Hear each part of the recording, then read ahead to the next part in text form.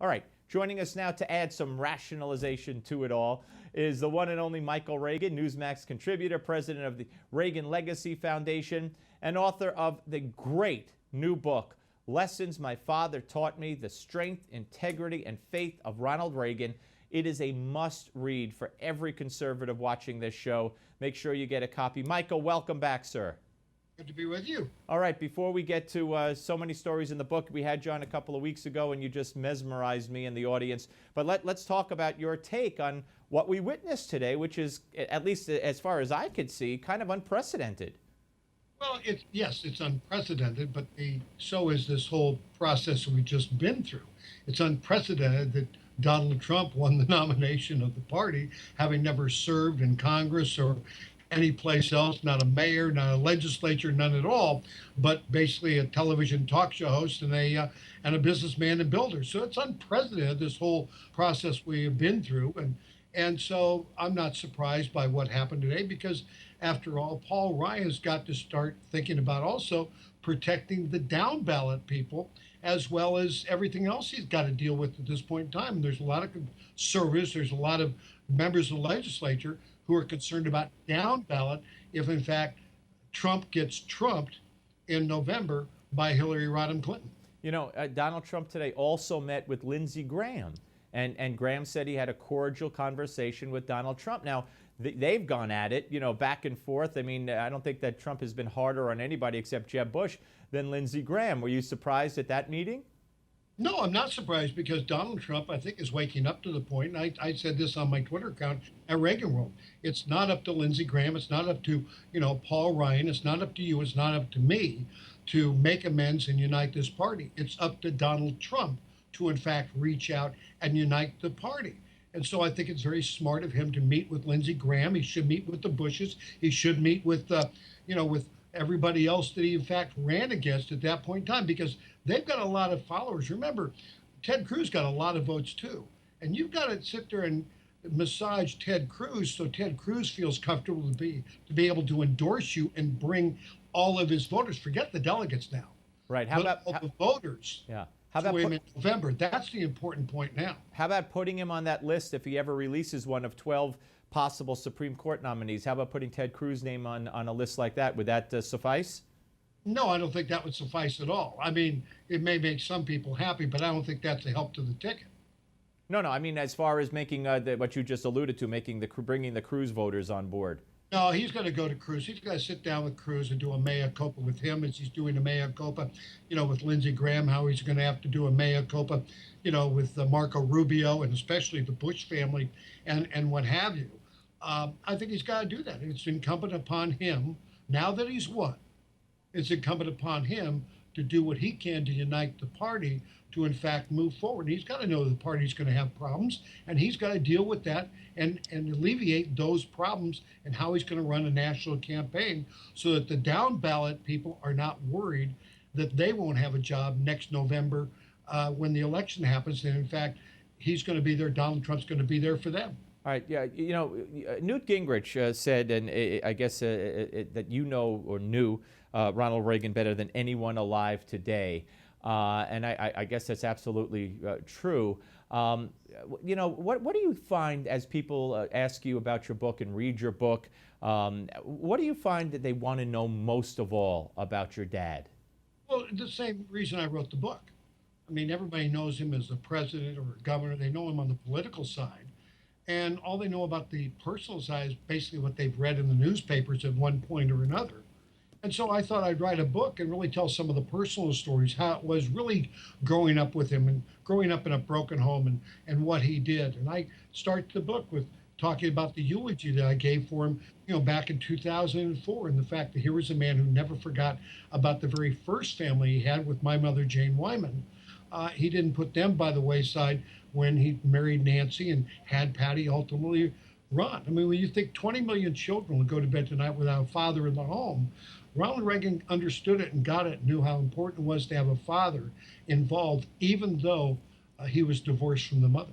And, you talked to me the last time you were on about about the horseback riding with him and what that meant to you. And then I asked you, and this was so poignant, I asked you what you learned from your dad that enabled you to deal with the state your dad was in at the end of his life. Talk about that a little bit. Well, I didn't tell my dad I loved him till early 1990s. He was actually coming down to San Diego to do my radio show and interview him on his book, An American Life. And, I've been blaming my dad all my life for not telling me he loved me. And I was using that as an excuse probably to fail or not be as friendly as I should be sometimes. And I thought to myself, gosh, maybe this time you'll tell your dad you love him. I'd gone to church and thought about it and prayed about it. And so when he came down to San Diego, for the first time in my life, I said to my dad, I love you, and gave him a hug. And my dad said to me, well, I love you too. And I thought to myself, gosh, how stupid. All my life I've been blaming him for not saying it to me. I had never told him, and all I had to do was tell him once, and he told me. And we began hugging at that point, early 1990s. He would tell you he had Alzheimer's in 1994, passed away in 2004, but be bedridden for the last 3-4 years of his life. But our relationship really became beautiful in those last years because he knew me by the man who hugged me.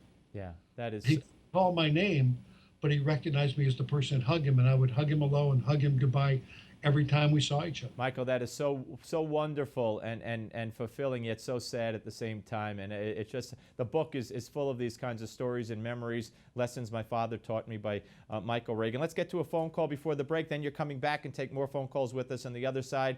877 Newsmax. We go to Barbara from Hurst, Texas. Hello, Barbara. Good evening, Steve. Good evening, Michael. It's nice to hear you tonight on the Steve Show. I wanted to say that, first off, I don't really care anything what Mr. Ryan has to say, but I wanted to tip my hat to Mr. Trump. I love that he's reaching out to everybody at the party to get intake and stuff like that, but what makes me really happy is that even with him doing that, I know that he's going to stick to his agenda. Some things may bend and stuff, but I really do think that he's going to use his ideas going forward and take in other people's views, and I think makes the best plan for our country to go forward. But Mr. Ryan, when he gets out there, he doesn't need to say anything to us. He either needs to stand behind the party or step down. What do you say, Michael? Well, it's really interesting. I listen to Trump supporters who don't mind if Trump bends a little, negotiates a little, does all those things. And it's really interesting because everybody else, they hold their feet to the fire if they bend, if they negotiate, and all of those things. But with Donald Trump, you can bend, you can negotiate, do what you're going to do, and you're going to be given absolution when nobody else on the dais is given absolution at all. Well, let me ask Barbara. Barbara, real quick, do you find that true, Barbara? Why is that, Barbara, do you think? No, I don't find that true at all. When I say that, and when other supporters of him say that, when he says that he is going to deport all illegals, I know that is a very firm and strong statement. But if he comes somewhere between getting that wall built and something else in the middle of there, we'll be satisfied with that. All right, fair enough. Barbara, if I could just no, Michael, you could continue after the break with that. Barbara, stay tuned. Michael will answer you when we come back. More of your calls. Thank you, Barbara. 877 Newsmax. Don't go away.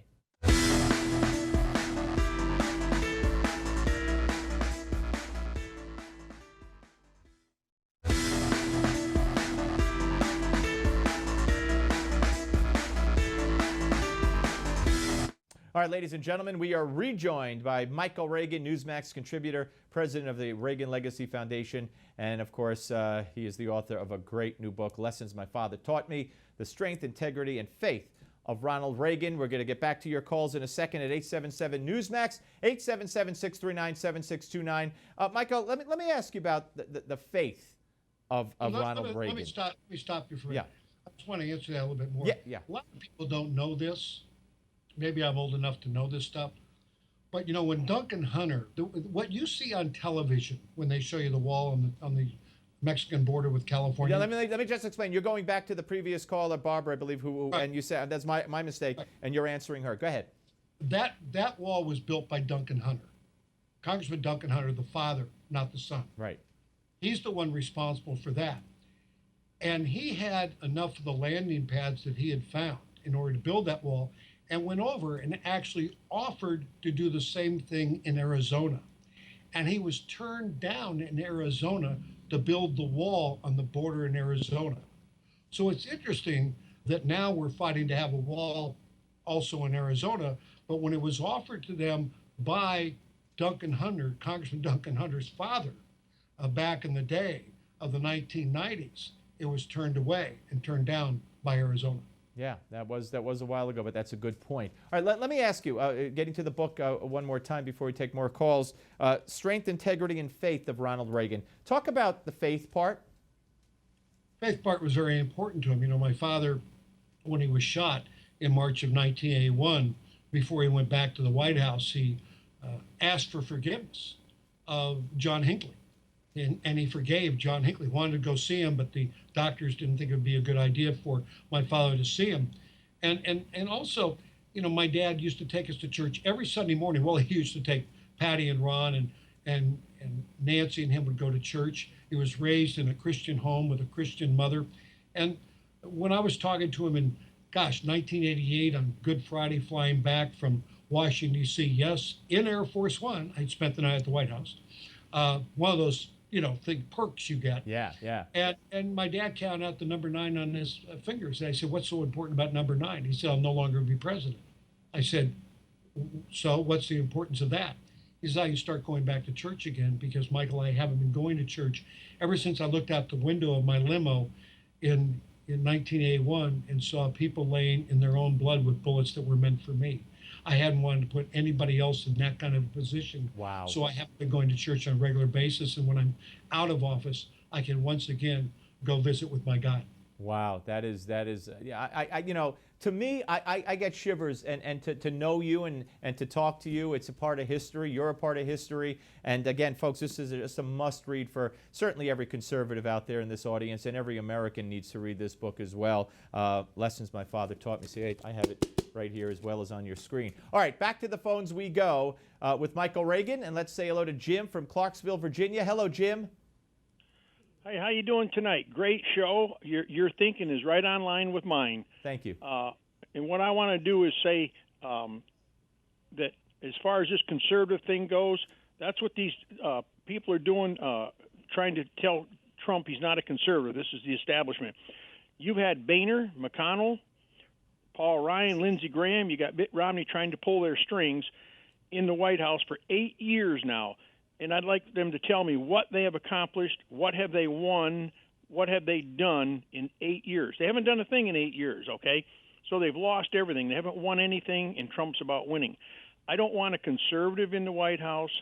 I want an American. I want a Donald Trump in there, and I think Donald Trump will do everything he says to make America great again.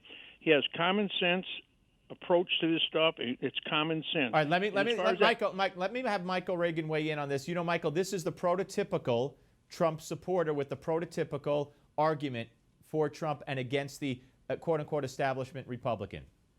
Well, the only person who really needs to shut up is Mitt Romney. I mean, I can understand other people saying things, but Mitt Romney, who brought you out of your building? He really should have nothing to say. I mean, he got his shot, he got his chance, and he lost. And it's interesting, he spent half his time at the Trump Tower trying to raise money for his campaign back in 2012. Now, all of a sudden, it's a different situation. So if I were Mitt Romney, or let me just say it's time to shut up. Jim, you never said hello to Michael Reagan. I want to give you that chance. Yeah, right. Thank you, Michael Reagan. Thank you. How are you tonight? Great. I have another question, and I hope you can answer this one. The meeting today with Paul Ryan went. It didn't go good as far as I'm concerned, and I believe Mr. Trump saw right through him. There's no more time to sit here and play these little games and try to have another meeting down the road. They're trying to buy time because they're trying to do something behind his back. Guys, All right, Jim, let him answer. It's not a case of trying to buy time. It's a case of trying to protect the down ballot legislators who are worried to death about what's going to go on with Donald Trump. They don't know if he's going to win. They don't know if he's going to lose. He's been a conservative for about 6 months. And there's a lot of conservatives there who are absolutely terrified that he may get blown out by Hillary Clinton, and they don't want to lose the House and lose the Senate. And you have Paul Ryan there, who's trying to figure out a way to protect the down ballot, at the same time support Donald Trump. And those are the things that are going on. It's all political. I've been through that, 76, 1980, 1984. What you're seeing is you're seeing sausage being made, and you don't like seeing the sausage. Jim, thank you for calling, sir. Let's go now to Philadelphia and say hello to Bill. Hey, Bill, you're next with Steve and Michael Reagan. Steve, Mike, how you guys doing? Right to the question. Ryan gave Obama everything in his budget that he wanted. After what Ryan said last week, he did not unify the GOP. All he did was divide it more. And I don't know what he's got against 10 million people that voted for Trump, that he has to have a meeting with Trump to see if he's going to back him or not. Don't 10 million people count? You know, Michael, that's a good question. And is Paul Ryan the right person at this time in the wake of giving that spending bill to Obama, which funded everything, as we've documented in the past, that Obama wanted? Is he the right person now to judge who passes, the, if you will, the conservative smell test? Well, the bottom line is he's the highest ranking Republican, and that's his position. That's his job. He's also going to chair the convention in Cleveland, Ohio, coming up in July. So being the highest ranking Republican, that is his position. That's where he's got to be. But on the other side about giving Obama everything he wanted, you're right. I mean, it's unconscionable these things happen. But, I'll tell you something. Paul Ryan is not Newt Gingrich, and Barack Obama is not Bill Clinton. And the great worry was, if they do close down the government, that in fact the public, because the President of the United States happens to have the bully pulpit, the President of the United States will win that battle of closing down government, and we may get the votes, or he may get the votes of conservatives out there, but most of the public still watches ABC, NBC, CBS, and those news outlets. And the worry was, if they close it down, the Republicans will get the blame, and it'll cost them the election this year. And that's why what happened, in fact, happened. Bill, satisfied, Bill, with the answers? So. And Mike, I just want to tell you, your dad was a better man than me, because I had never forgiven him. Oh, you mean Hinckley? Hinckley, I had never forgiven him. All right, Bill, thank you for the call. Let me tell you. Thank you, Bill. Go ahead, Michael. I write about this in my book. It took me a long time to deal with forgiveness and stuff like that. But I tell you, if you don't forgive people, it'll eat you up inside and spit you out. It really will. And my dad, he was forgiving everybody. He didn't see legislatures he worked with as enemies. He saw as people he worked with. I tell a story in the book. He had a legislator into the Oval Office. I think it was senator, and it was about an issue. And they just were completely on opposite ends of the spectrum on the issue. The senator finally got up to leave the Oval Office, and he says to my dad, he says, "I'm going to go out and pray." And my dad looked at him and said, "You know something? If you get a busy signal, I'm on the line in front of you." So again, he had a way of working with people. Barack Obama works with no one. Right. I mean, it's just a fact. He just doesn't. You have to go back to the first thing he said to Eric Cantor. Elections have consequences. I won, you lost. And he's been running the government like that ever since. We got a minute left. Let me ask you this. You had mentioned Newt Gingrich with Bill Clinton. Do you think, and reportedly Newt Gingrich is on a list of possibilities for Donald Trump, would you advise him to pick Newt Gingrich or move forward and pick someone else? I think you have to meet somebody. I would look at John Kasich of Ohio, possibly. I think you have to look at places where you need states to bring you in. Newt Gingrich would be great to be in your administration, but I know one thing. Any names that are being dropped, it's like watching Survivor. Any names that are being dropped are not the person going to get voted off the island tomorrow night or next night. And the names being dropped are not people going to be on the island, if you will. Michael, in the next presidency. Lessons my father taught me. Here it is. Pick it up, everybody. It is a must read. It is a great book. And it's all about Michael's wonderful relationship with Ronald Reagan. What could be better? Thank you, Michael.